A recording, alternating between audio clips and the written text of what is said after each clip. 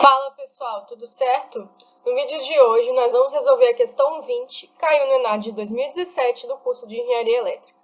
Essa questão diz o seguinte: fechaduras eletromagnéticas são dispositivos de segurança compostos basicamente de um circuito eletromagnético. O núcleo desse tipo de fechadura é construído de material magnético não permanente e dividido em duas partes, ficando uma parte fixada à parede e a outra parte à porta. A bobina é instalada na parte do núcleo fixada à parede e alimentada por uma corrente elétrica. Para que se possa abrir a porta, deve ser injetada na bobina corrente elétrica de valor e sentido adequados para anular os efeitos do magnetismo residual do núcleo, procedimento geralmente denominado pelos fabricantes como antimagnetismo residual. A respeito do funcionamento de fechaduras eletromagnéticas, avalie as afirmações a seguir. Afirmação 1. Quanto maior for a retentividade do núcleo da fechadura, maior deve ser a corrente injetada. Bom, pessoal, para a gente decidir se isso é verdadeiro ou falso, nós precisamos lembrar o que é retentividade, né? E a retentividade de um núcleo é definida como a habilidade de um material, né, eletromagnético, de reter uma parte do campo magnético, mesmo que a gente tire, né, uma força magnetizante, mesmo que a gente tire, né, então, uma corrente elétrica que está sendo aplicada na bobina. Então, né, a retentividade vai ser essa capacidade, né, de manter o campo magnético, mesmo que a gente tire a corrente. E quanto maior fosse a retentividade, maior vai ser, né, essa retenção do campo magnético. E olha só o que diz no texto, ó. Para que a gente possa abrir a porta, a gente tem que injetar uma corrente de sentido adequado e valor adequado para anular o efeito do magnetismo residual, que é esse magnetismo que fica no material após a gente retirar a corrente, né? Então, de fato, pessoal, este item 1 é verdadeiro, porque quanto maior for a retentividade, maior vai ser o magnetismo residual. E aí, se eu quero anular esse efeito, né, do magnetismo residual, né, definido aí como antimagnetismo residual, vou ter que aplicar uma corrente maior.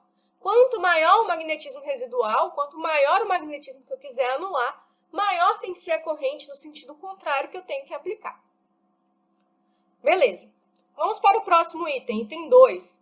Quando corretamente instalada após o atraque da fechadura, a corrente de alimentação pode ser suprimida, visto que não haverá entreferro entre as duas partes do núcleo. Bom, pessoal, olha o que diz o texto.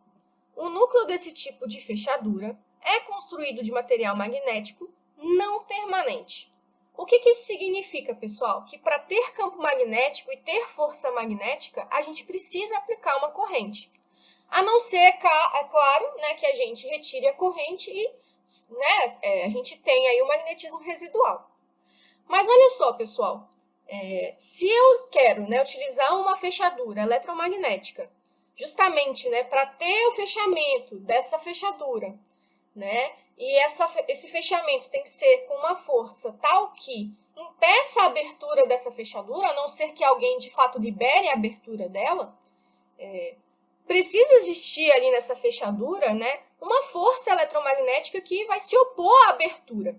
E muitas vezes, né, o magnetismo residual não necessariamente é forte o suficiente, vamos dizer assim, para nos dar uma força eletromagnética suficiente para evitar a abertura, né? É lógico, aqui está dizendo que a gente precisa aplicar, né, uma corrente no sentido contrário para abrir, mas se a gente quer deixar uma instalação segura e quer garantir que não vai ser aberta, né, essa porta, né, essa fechadura, mesmo que alguém force, isso significa que eu preciso manter uma corrente circulando para ter um campo magnético estabelecido e ter uma força magnética ali. Simplesmente pelo fato de ser um material magnético não permanente, né? Ou seja, não é um ímã permanente, ele não vai ter lá o campo magnético estabelecido independente da corrente. Tá? Então, este item aí é um item falso, beleza? E item 3. Em modo de espera, a fechadura eletrônica tem que ser o menor consumo de energia, visto que a bobina é alimentada somente durante o atracamento e o processo de antimagnetismo residual. Bom, pela mesma explicação que eu acabei de dar para o item 2, esse item 3 também é um item falso. E aí, pessoal, com base nisso, a nossa resposta correta é a letra A, apenas o item 1 é verdadeiro. Beleza? Quaisquer dúvidas, deixem nos comentários. Não deixem de curtir esse vídeo e seguir o canal. E até a próxima!